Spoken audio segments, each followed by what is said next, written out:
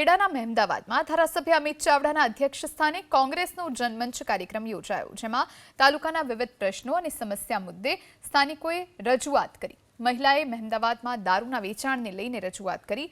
મહિલાએ આરોપ લગાવ્યો કે દારૂ પીને લોકો મોતને ભેટી રહ્યા છે, જેના કારણે મહિલાઓ વિધવા બની રહી છે. આ મુદ્દાને વિધાનસભામાં વાચા આપવી જોઈએ. સાથે જનમંચ કાર્યક્રમમાં હાજર અન્ય લોકોએ રસ્તા, પાણી, કેનાલ અને સ્કૂલ સહિતની સમસ્યાઓની પણ રજૂઆત કરી. ત્યારે ધારાસભ્ય અમિત ચાવડાએ આ તમામ મુદ્દાઓની વિધાનસભામાં રજૂઆત કરવાની ખાતરી આપી.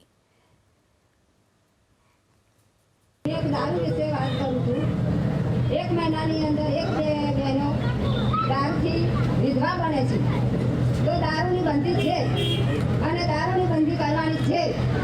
તો આ આપણે ગાંધીનગર વિધાનસભાની અંદર આપણે આ જાણ કરવાની છે કે બાળકો નાના નાના હોય છે, બરોબર?